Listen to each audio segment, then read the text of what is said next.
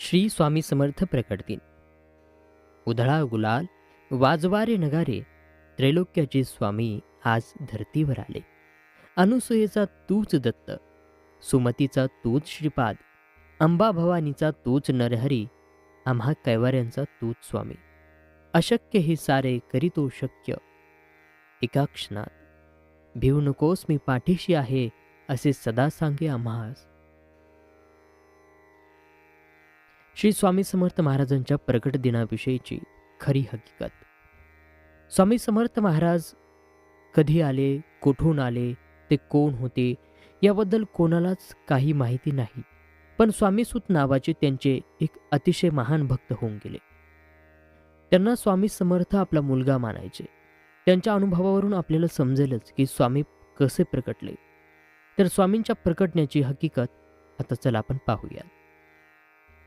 शेकडो वर्षापूर्वी एक पंजाब प्रांतात हस्तिनापूरपासून 12 कोस म्हणजे जवळपास 24 किलोमीटर अंतरावर छेलीखेडा नावाचं एक गाव होता. त्या ठिकाणी विजयसिंह नावाचा एक मुलगा आपल्या भाऊ आणि भावजेबरोबर राहायचा. तो मुलगा कोणाही बरोबर मिसळायचा नाही. तर तेथून थोडेशा अंतरावर असणाऱ्या साधारण पडक्या अशा जागेत एक खूप मोठा वटवृक्ष होता. त्यात एक छोटीशी दिवळी होती आणि त्यात एक छोटी गणपतीची मूर्ती होती. तर तो विजयसिंह खूप खिशात गोट्या भरून तिथे जायचा आणि त्या गणपतीबरोबर खेळायचा. पण तो मुलगा गणपतीला आपला मित्र मानून त्याचाही डाव स्वतःवरच घेऊन असं खेळायचा. असंच एक दिवस जात होते आणि त्या परमात्म्याला आपला आविष्कार दाखवण्याची गरज वाटू लागली. त्याने विजयसिंहाला कारण बनवून आपला आविष्कार दाखवला.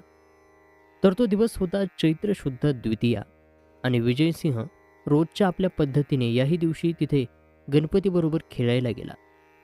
पण आज अचानक त्याच्या मनात आले की रोज आपणच खेळतोय आणि आज याने पण खेळायचे.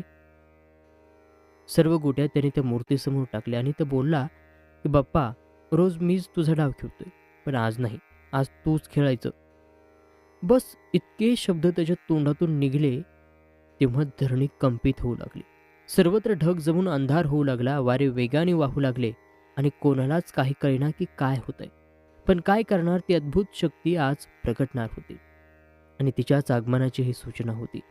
ज्या ठिकाणी गणेश मूर्ती होती त्या ठिकाणी धरणी दुभंगून एक 8 वर्षाची अतिशय तेजस्वी एक बालमूर्ती प्रगटली आणि तेच दुसरे तिसरे कोणीही नसून प्रत्यक्ष परब्रह्म श्री स्वामी समर्थ महाराज होते. तर विजयसिंह गोट्या खेळताना तेव्हा स्वामींकडून हरला आणि बालरूप स्वामींनी त्याला गोट्या उधार दिल्या.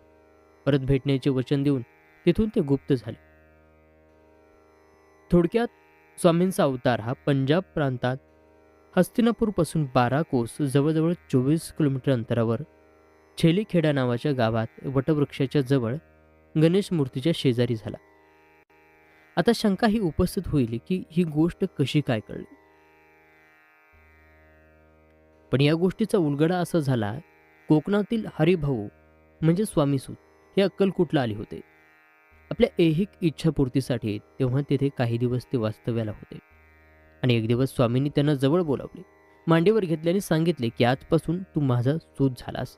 सर्व घरदार सोडून दे आणि दर्या किनारी माझी ध्वजा उभी कर. हे ऐकून हरिभाऊंना रडू कोसळले, कारण ते इथे ऐहिक इच्छापूर्तीसाठी आले होते आणि महाराज तर सर्व सोडायला सांगताहेत.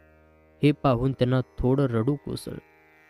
तेव्हा स्वामी त्याला म्हणाले की रडतोस काय, माझे पोट बघ किती मोठे आहे, त्याच्यावर हात फिरव बघू.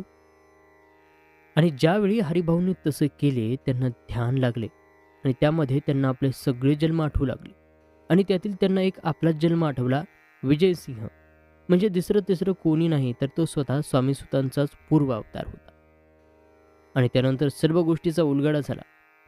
या गोष्टीला स्वतः स्वामींनी मान्यता दिली आहे. ती पुढील प्रमाणे म्हणतात की स्वामी प्रगट दिनाचा उत्सव स्वामीसूत महाराजांनी सुरू केला.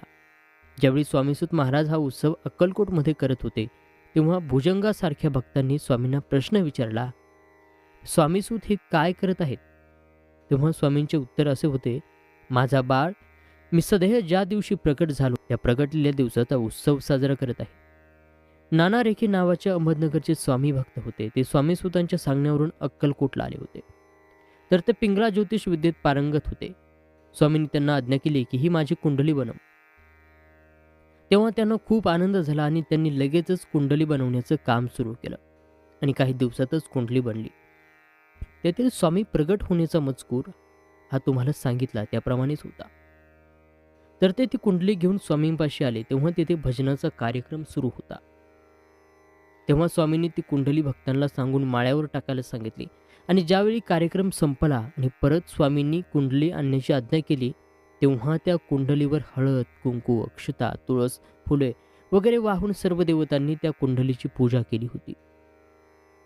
आणि आजही स्वामींची ही कुंडली स्वामींच्या अहमदनगरच्या मठामध्ये आहे. तर श्रोतेहो, आशा आहे तुम्हाला स्वामी समर्थ महाराजांच्या प्रकट लीलेची ही कथा आवडली असेल. व्हिडिओ लाईक करा, शेअर करा आणि चॅनलवर नवीन असाल तर सबस्क्राईब करायला विसरू नका. असेच माहितीपूर्ण व्हिडिओज तुम्हाला या चॅनलवरती पाहायला मिळत असतात. तेव्हा पुन्हा भेटूया नवीन व्हिडिओ नवीन माहितीसह. तोपर्यंत नमस्कार. श्री स्वामी समर्थ.